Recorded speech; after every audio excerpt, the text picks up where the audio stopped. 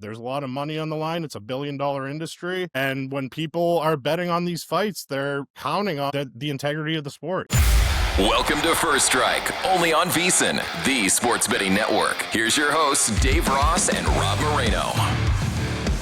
We are back, First Strike on VSiN. I'm your host, Dave Ross. What a pleasure this week to be joined by Doug Vazquez. You can follow Doug as I do on X at Doug Does Fights. Of course, Rob Moreno is going to join us a little bit later on to get El Modelo's projections for this week UFC fight card coming up. But Doug, great to have you on the show. I hate to begin our first conversation and have to ask you about the controversy surrounding the UFC right now.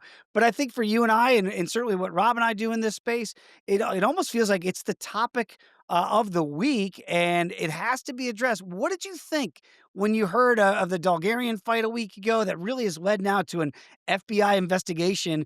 And for people like us that handicap fights, it does make you go, whoa, wait, do I have to rethink everything I've been watching here for the last couple weeks, if not back much further than that?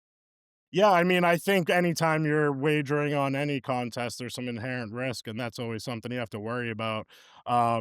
The integrity of these sports are so it's the most important thing, Yes. right? Otherwise, we're betting on like WWE. What I will say about the situation, it was just a really weird day. I live here in Las Vegas, and so I'm at the Apex quite frequently. I happen to be at the card, and right away, when I saw Dana White and Hunter Campbell sitting octagon side, I was like, "Oh, that's weird that Dana and Hunter are here on a Saturday for Garcia and Onama." Um, so it was kind of just some weird vibes all around. And then, I was sitting there by the octagon, and another media member kind of alerted me, like, "Hey, are you seeing what's going on with all this line movement?" And then we know what the result was. And there's so much more information to come out on this topic. It's gonna go deep, I would think. I don't believe everything I'm reading online. I wanna source the information a little bit better, but, they're talking about investigating referees and judges. I think they should investigate everybody, and I've always questioned how the commissions kind of this is dealing with a fighter, but even talking about the referees and judges, like, these guys need to be scrutinized too. There's a lot of money on the line. It's $1 billion industry, and when people are betting on these fights, they're counting on the integrity of the sport.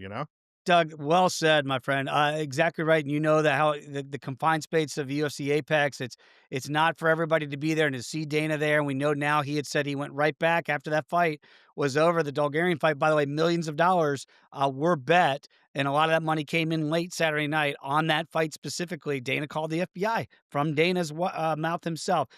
Very interesting. And I think you nailed it. We've questioned judges and go, man, I felt like, we all saw it one way, and now it gives credence to those people that are out there going, wow, how did they see it this way? How did they let that fight go on? Why didn't they stop this? Or why did they stop this too soon? It opens up that Pandora's box.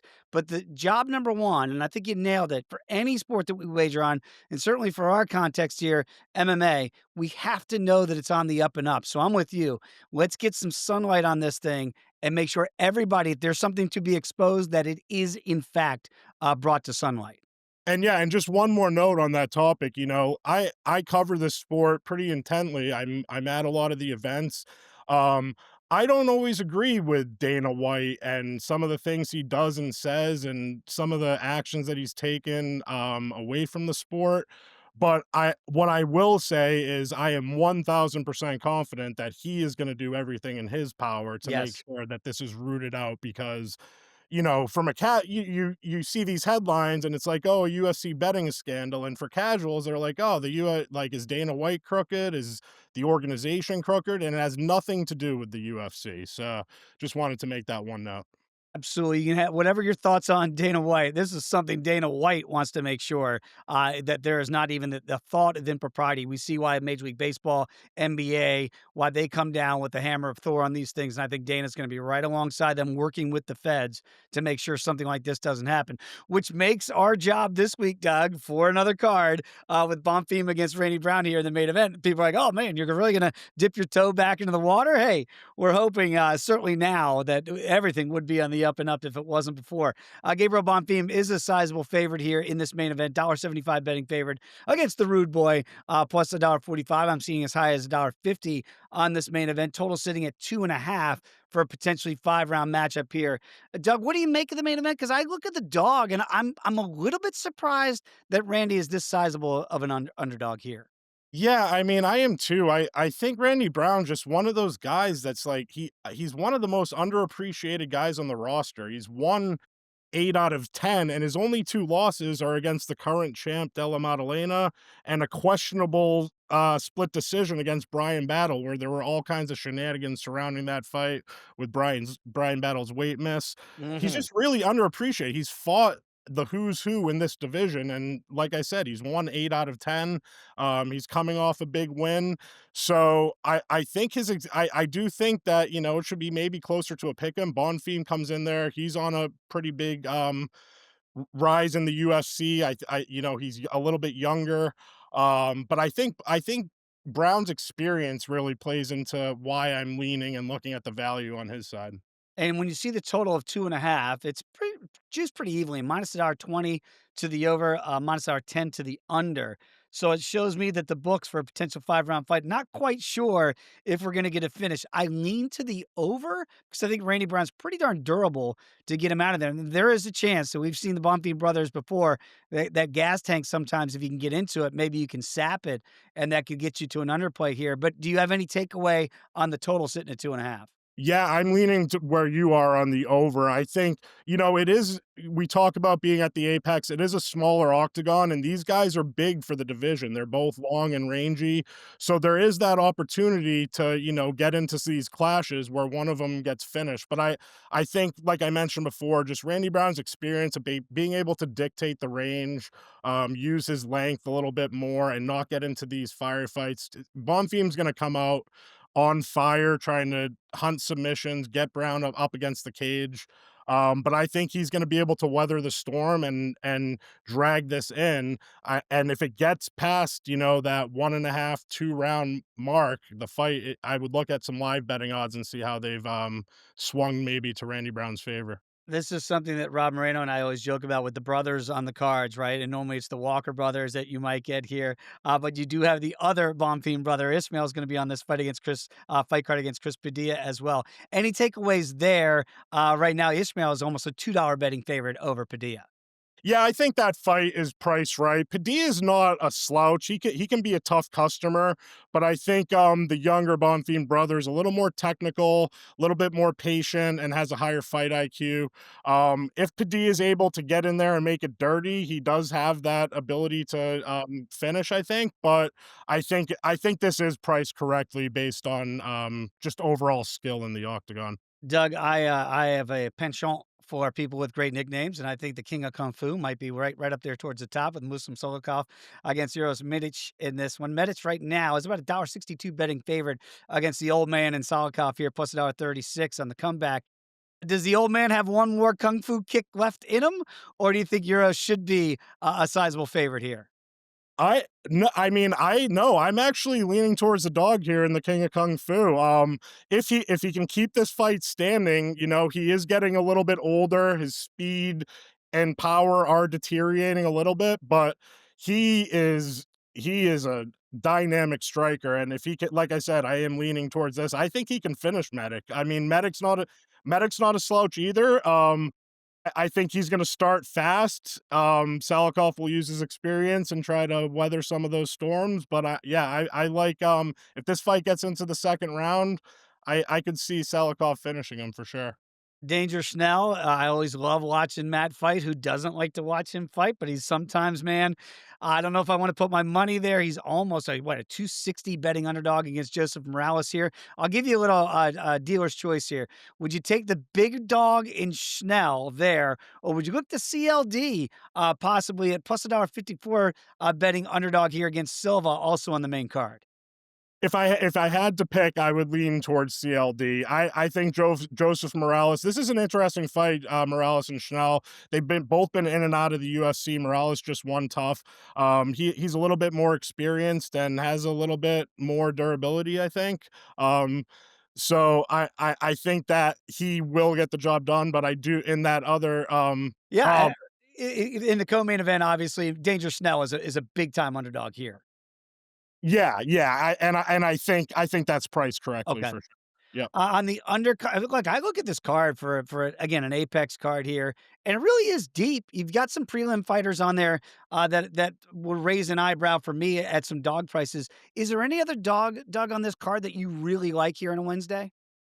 I think these fights are priced pretty correctly, with the exception of the Randy Brown fight that I mentioned, where I am leaning towards his side, and the Salikov fight. You have Tesha Pennington maybe. Yeah, Um, Denise she's a Gone. little bit more experienced than Gomes there. I think she's coming in at like plus 150, so you can get her some plus money. But other than that, I think the favorites on this card are priced pretty correctly for the most part. Yeah, Miles John even as a $1.60 betting underdog against Daniel Marcos here. So really, it's an interesting fight card for an Apex card. Doug, will you be in attendance Saturday for this card? I will be there right when I wrap this. I'm actually going to head over to the Apex. They have a small little media day over there. So I'll be in attendance there, talking to some of the guys up on stage. Dude, And great stuff. then I'll be there Saturday. And like I said, you can poo poo on the Apex cards, but guarantee you there will be some sort of storyline coming out of it. There always is. Doug, great stuff. Give him a follow, everybody, on X at Doug Does Fight. I'll be looking for your tweets. Does Fights, by the way, plural. I'll be looking for your tweets here Saturday night. Doug, appreciate the time. Thanks for joining us here on First Strike. Appreciate it. Thanks for having me. There he is. Again, Doug Vazquez. Give him a follow on X. When we come back, we're going to talk more about the controversy that Doug and I just touched upon with Rob Moreno and get into the El Modelo picks. That's next right here on First Strike.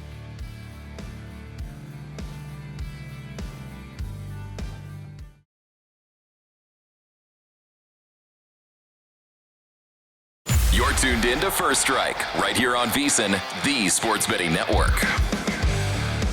We are back. First Strike, Dave Ross, Rob Moreno here with you on this Wednesday. Rob, you well know this, and we are good company, man, that if you are not a Visa Pro subscriber out there right now, you're going to have access to my picks, to Rob's picks, to Doug's picks that we just had on. They will all be on the VSiN Pro page when you become a VSiN Pro subscriber. So again, it's as little as $9.99 for your very first month. There's also a great deal we have going on that will cover you for $120 all the way through May 1st of 2026. Everything we do, not just MMA, of course. So again, no better time than the present. If you're not a VSiN Pro subscriber, be sure to sign on today at VSiN.com/subscribe. It is right now the Pandora's box, Rob. It has been open in the UFC. And it is funny talking to Doug at the beginning of the show. And you and I have talked about this stuff, and Lou Finicaro and Reed Kuhn and, Britton Hess and all of our people that we've had on for years on First Strike. Man, that didn't seem right. And so now what happens with the scandal going on? It is a scandal. Like there's no other way to phrase it. When the FBI is involved, as Dana White has said, that was his first call after the Dulgarian fight. Think about that. That you're a promoter, you're an owner, you're as invested in this company as anything. You're watching a fight cage side. The fight ends, and you go, "Oh, I got to call the feds." Whew. This is heady stuff. So where are you on this? Because there's a lot of things out there in the media and in social media that you got to go, all right, just because you lost a bet doesn't mean it was fixed. And then there's other things you have to give credence to for the people that go, oh, you got to look at that. And now you can go, well, I can understand where they're coming from as well. Where are you right now about not even half of a weekend? So it's definitely a position of it definitely bothers me as a fan of the sport that Me too. wherever and we know everything's just allegations still.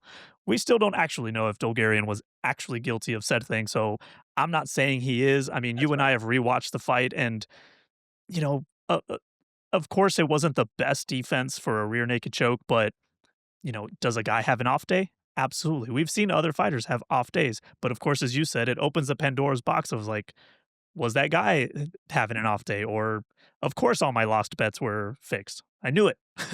Right. you Can't be know, me. yeah, it can't be me. It can't be the model. Come on. But yeah, no, it's definitely one where I'm trying not to be too aggressive on blaming certain Right. parties.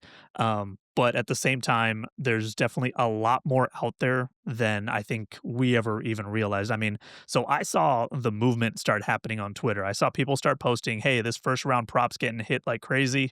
Um, and I looked at my sports books out here. Many of them had taken the fight down, or some just had the money line. But even the money line had moved a lot, and it was one of those where I personally thought maybe this is injury related. That was my first inclination. I never thought, "Oh, there's a Right. fix." I just thought maybe this is injury related. I mean, you go back, I looked it up, it was like 3 weeks ago, Lucas Almeida, who had, gone on the scales with that broken hand, right? Yes. That was 3 weeks ago. What happened the next day? The numbers were moving. Now, he was already the underdog, his number just grew, but and those are things that could be flagged as well, right? Those are things that, uh the integrity companies are watching for.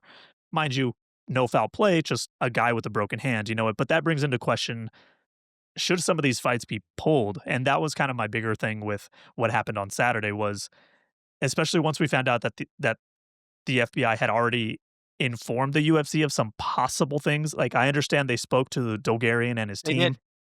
but I mean, what is he supposed to say? Like, yeah, I fixed it. oops, I am fixing to take the dive. Um, it's especially for, you and Doug were talking about, especially for something on the Apex card where there's no implications to this fight. This fight wasn't like it's not the main event. Yes, it was on the main card, but we're talking 3, 4 fights deep. Um, why not just pull it? And just say Dulgarian has had to pull out of the fight for undisclosed reasons. That was my biggest question was why wasn't the fight just scrapped if there was already a question? But I'm not saying the UFC is involved. I'm not saying Right. Dana's involved either. Like kind of like you guys said, like think what you will of how he does things. I don't think they're involved. They don't want this. They don't want this scuff mark on the No. company. No, So it not for a billion-dollar corporation. It was right. $16 million of what we're hearing was actually wagered on that fight. Now that is a ton of Yes. money for an obscure fight Very on obscure. UFC Apex card. So the good news is, and I tried to point this out on VSiN by the Books this week too, is that it got flagged. And then Yes. the information was then transferred to Dana, as you mentioned, and Dana did address it, as you pointed out, to the fighter and their camp and said and from Dana's this is what Dana says, and I have no reason to doubt Dana on this. "Hey, are you okay? Are you Yeah. is there an injury we don't know about? Is there something going on Has outside of someone the approached octagon?" you? Yeah. Right. He went through all those things, and to Dana's answer was, they swore up and down that everything's good, so he went, "Okay, I gotta take the fighter at his word because 'cause I've addressed it with him," but then they immediately dropped him from the roster right after that fight too. So there is something going on here. Clearly, something is amiss, and I'm with you. Let's not rush to judgment. Let's not Absolutely. say that every fight was fixed because now people are going down those rabbit holes, not just from Saturday night, but as you mentioned from fights earlier, and let's wait to see this play out. But the last people that want this to continue is Dana White, is the UFC, because it's a billion-dollar industry that could be theoretically destroyed, as Doug said, if this becomes WWE, if this Right. becomes, predetermined outcomes. And that's the last thing any sport wants, but certainly if you quote unquote lower level like the UFC or Absolutely. MMA is in generalities to the NBA or Major League Baseball or God, could you imagine the NFL? They've had scandals like this in the past too. But I think that's why we see those governing bodies in the NFL, in Major League Baseball, in the NBA come down as swiftly as they do. I would assume, Rob, if it's referees, if it's corners, if it's fighters, we hope all this gets weeded out so that this cannot potentially go on in the future. Right, and I've been listening to Lou. He was on Follow the Money, I believe, yesterday talking about it, and, he comes from that thought of that's kind of what messed up boxing for a long time, Yes. right? And it's the last thing the UFC wants to be associated with. The sport has worked so hard to get where it's at, and sure, maybe there's things we disagree with, maybe there's too many events and things like that, but at the end of the day, this is the one thing they do not want to be associated with, and I do believe they're gonna do everything they can to squash this. The issue is I'm worried how deep this is, like, how many fighters are actually involved. As you and I saw on Twitter, a couple fighters did tweet out, "Hey, I was approached," but then those tweets have, like, since been deleted, and some of them were like, "I was just joking," which very poorly timed jokes. So Yeah. it's hard to know, and it's all these things that it just raises more eyebrows and more I was like, but were you actually approached, and did someone tell you, "Hey, maybe let's not bring that up"? I just saw this morning Randy Brown was already asked, like, "Hey, have you ever been approached?" And it's like Insane. that guy, all he wants to do is focus on his main event fight, but now he's going to be asked those questions. And if he said, "No, I've never been approached," and we have to take these people at their word. And it just it becomes an issue. And as the sport that I love, like you said, it is lower down the totem pole of major sports. And but sports like that, unfortunately, it would be easier to get to these guys. Similar to smaller tournament in tennis, there's always been Yes. questions of rigging because these athletes are making so much less money. It becomes more appealing, so to speak, and it becomes easier on a one-on-one sport as instead of letting an entire team down. But we hope the UFC does what it needs to do, works with the FBI, does what it I mean, hey, Cash Patel's front row, man. Just grab the guy right there, tell him, "Hey, don't let that guy fight." Like, let's just get this done. Let's move on. The sport moves on week to week, and I think we have to have a short memory and hope that the right things will get done, and we have to believe in the integrity of the sport still exists. Totally, and Rob, like so well said about from the fandom side of it, right? Forget about what we do as gamblers and handicappers. As a fan of the sport, somebody that loves MMA as much as we do, and I've been an advocate for the sport for 2 decades to bring it into the mainstream. That's been one of my goals on every platform I've ever had, is to make this something that we don't look at and go, "Oh, that organization, well, you know what's going on there." You Yeah. can't have that, right? So you want to be taken seriously. Dana wants to be taken seriously. The UFC wants to be taken seriously. And this undermines a lot of that trust in the general public if you start to look at it and go, is this really even a real sport anymore? Yes, we love it. We want it to be. We love watching these men and women put their bodies on the line for our entertainment each and every week. So we got to make sure that those fighters have an equal chance. If it's referees, if it is fighters, if it's promoters, if with the James Krause situation, some of these things, man, they've got to be rooted out to make sure going forward that there's no sense of impropriety. So with that, let's bet on some fights, Rob. Let's do it. Let's look at what some of the model plays that you have this week. Let's start right at the top. And I asked Doug because I am stunned that the Rude Boy is almost $1.50 betting underdog against a guy like Bonfim. Now, look, both these guys have really good skill sets, I believe, like class fighters. Um, I wonder in a 5-round fight, who do you think it's advantageous for to push the cardio? I would think that'd be Randy and see if you can get into the gas tank of Bonfim. Like, to me, a shorter fight would favor the favorite, and a longer fight might go to the dog. Do you see it the same way? So it's very interesting you put it that way because that is kind of how I think the model's trying to tell me the fight could play out. Because in all fairness, Bonfim, he is the younger fighter. He's probably got the more steam behind him as far as a rising contender. 3-fight win streak. But I'll be honest, that decision over Stephen Thompson Oh, was, not to bring back what we were talking about, but it raised those flags of like, questionable. yeah, it brings that thought of like, did we just give it to the rising prospect versus giving it to the vet? Because Stephen Thompson went to war with them, and many could question. And I was on Bonfim's side, by the way, but I had him like by submission or something like that. But Stephen Thompson put on a war with them, and we're talking about a much older version of Stephen Thompson. So it worries me that while Randy Brown is a little bit older than Bonfim, I think he may have the juice for it. And I mean, he's kind of quietly been a pretty underrated UFC veteran. I mean, he's been Yep. around since 2016, a 14-6 record in the UFC, going with some of the best welterweights in the division. So we talk about what could work for Randy. I mean, he's got a 6-inch reach advantage over Bonfim, and it's not like Bonfim's known to handle striking very well. Obviously, we saw that with Stephen Thompson. And what happens when he can't grapple a guy? Randy Brown's got a 73% takedown defense. So I think he's faced tougher grapplers. And Bonfim's numbers, even though we know him as a guy who can get a submission and who can get people against the cage and grapple, his numbers aren't flying off the page. He has 14 takedowns, which is impressive, but only at 54% accuracy. 70% control time is amazing, but only 24% of the time is he actually holding a controlling position. So Hmm. if you're telling me Randy Brown, who's very athletic, longer, he's got power, 6 knockdowns scored, by the way. Whew. Now he has been knocked down 5 times, so that chin has been worked, but Bonfim has never had a knockdown. So the power isn't a concern from Bonfim on the way back. Brown's striking is amazing.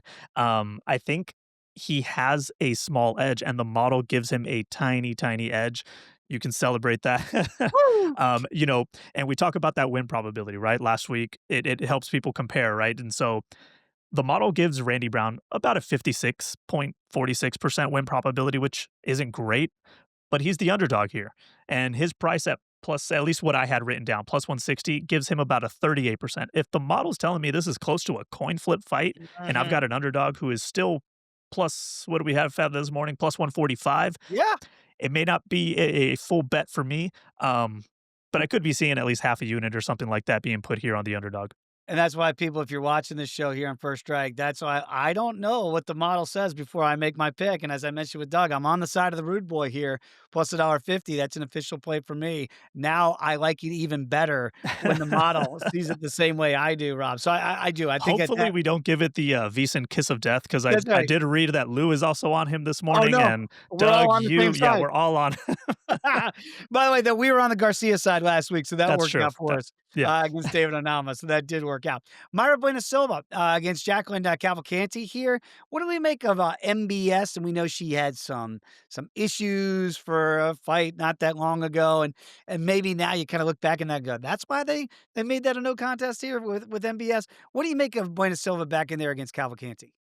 So now, first off, the model did have a lot of fights to run through, but unfortunately, a lot of actually Doug said it pretty well that a lot of the numbers are lined dang near exactly how they should be. So Yeah, there's very small edges for the model this week. So while these odds may not be the most appealing, they're the ones I have edges on through the model. But Bueno Silva, Jacqueline Cavalcanti, Silva, yeah, she's 1-3-1 since 2023. It's been a tough stretch. yep, That one being the Holly Holm fight, that's which right. she won, but They eh, took it away. took it away. I didn't get my money back, but they took it away. And Cavalcanti, on the other hand, is on a 7-fight win streak, 4 of those in the UFC, 4-0. Um, I think I think Bueno Silva, it's always bad when you see a fighter get flagged for, I won't use the word flagged because of the FBI situation, but Yeah, when a right. fighter gets, struck Dinged. with PED use or Yeah. whatever, pinged, there you go. Um, because afterwards, when you see them just drop off the way she has, 0-3 in her next 3, it brings into question how good was she actually, and how strong was she actually? I think she's struggling. Jacqueline brings in a 4-inch reach advantage, 73% XR percentage, which is great. Myra's down all the way to 41%.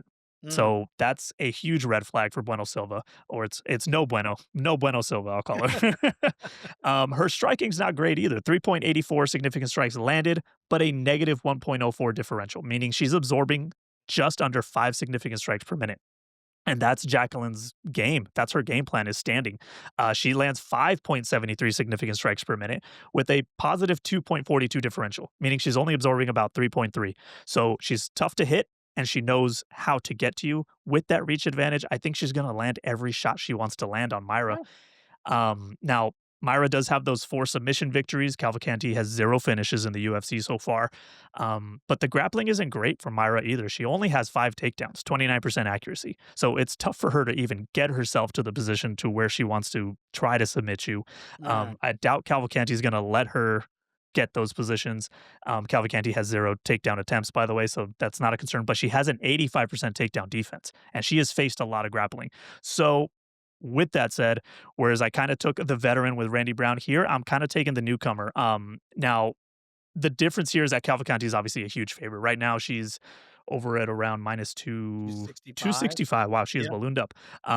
But the model gives her a 78% win probability, which yesterday when I was writing things out, she was around minus 250, and that gives her a 71%. So it's very close. It's very tight. Um, but it's probably one of the more clear edges I see in my model this week. So, you can look at her decision prop. That's most likely the way it gets done, but even that's around minus 200 from what I found Yeah. yesterday. Not that juice isn't worth the squeeze. So it's probably a parlay play for me for That's Cavalcanti, unless I find other things. I did have a parlay ready to go, but that fight got canceled already. So no parlay yet. I just have one leg so far. Well, I'm with you on the Cavalcanti side as a parlay piece, as a builder, right? I Yep. think that's a really strong play. You mentioned the over. It's minus 425 to over 2.5 rounds. The So numbers tell the story. They always do. right, so not expecting a finish in this one. Look, Tisha Torres, now Tisha Pennington these days, married to Rocky Pennington. Tisha is back in there, and she's a solid underdog against Denise Gomes. I'm a big Denise fan. I worry about cardio a little bit with a fighter of Tisha Torres Pennington in there, where you see an over. Speaking of, juiced to minus 375 for 2.5 rounds. So my concern about backing the favorite in Denise here is if she can't let those hands go and she can't hurt Tisha Torres, the tiny tornado, and then all of a sudden, Tisha starts making this a grinded out, ugly fight. You can't get the range. You can't get your strikes off. And I really kind of muddle this thing up and maybe even take it down to the ground and grapple. Then I got to survive a judge's scorecard, right? Is there any danger that Denise, at almost a 2-to-1 favorite here, $1.85, that if she can't make this thing clean, that the dirty fighter here, you might want to be on the dog side? So Denise, 3-fight win streak. We know most recent knockout over Elise Reed, 5-2 UFC record. Like you said, there's been some impressive. We've seen some glimpse of a future contender in there, but we've also seen, as you said, someone who may not last a 5-round fight. That's the problem. Pennington, veteran, obviously. 2014, she made her UFC debut. It makes me feel a little older than I feel like I am. She's put on together 11-7 UFC record. She herself, though, on a 2-fight win streak. Now, a little bit of time off, but, they both fought last May, so they've both been busy. But she is 36 years old versus the 25 for Gomes. But 25 years old is also very young in the sport. So it kind of brings into question, like you said, has she really fully evolved into herself for Denise Gomes? But there is that 11-year gap. Gomes will have a reach advantage, 3-inch reach advantage. Surprisingly, Tiny Tornado is not the tiny one. Denise is slightly shorter. She's 5'1" versus Tisha's 5'2". So Tisha will have a height advantage. Now, XR percentages, dang near equal, 62%, 61%, which is very impressive for Tisha having Yeah. the much longer career. Striking, Pennington, or we'll just call her Tisha so there's no confusion. Tisha, 4.78 significant strikes landed per minute, 1.30 differential, so she's tough to hit as well. Gomes, right around the same, so it's not like she has this crazy striking advantage. The defense, Gomes, she does absorb less than 3, but it's very close. Pennington's only slightly over 3. The knockdowns, that's where Gomes may surprise people. She does have 3 knockdowns in the UFC. Pennington 0, but she herself has never been knocked down. Tisha Pennington is tough and Yeah. very tough to finish, as you mentioned. So what happens if this goes 3 rounds? That's going to be the big question. The model does go in favor of Denise Gomes. It agrees with the odds. It's 73% win probability. If you look at the odds from the sports book, we're getting about a 65% probability. So there is an advantage here as far as the model goes and what it sees. But you're right. I don't think she's not worth a parlay piece because I worry about that. If anything, I know the price is a little bit bigger. We're at minus 185, but that'd be the only way I play Denise Gomes is straight up. Yep. It's not a dog play for me here. I don't see enough there, but I don't trust her to handle the other half of a parlay or anything like that. So it's either a straight play or pass here on Denise Gomes. I do think she gets it done, but it'll be tricky because Tisha is one of the toughest women to Oh, step yeah. into the octagon. If you don't back her up with anything, and that's what Denise is gonna have to do. If she doesn't do that, Tisha Torres Pennington, by the way, new rule, if you get married during the, course of your career, we can still call you by your maiden name, Yes. alright? 'Cause it's you've been Tisha Torres forever, now you're Yes. Tisha Pennington.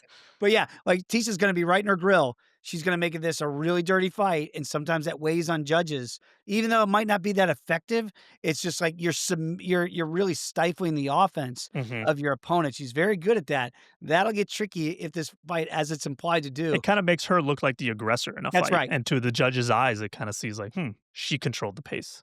Right, she's dictating what's Yeah. happening in the octagon, if you don't, allow for the clean striking there. Again, if you have not checked out, our show here on First Strike, you can like, subscribe, follow the show as always, Rob. And yeah, man, so you got your best bets. You're gonna be looking at Denise Gomes small.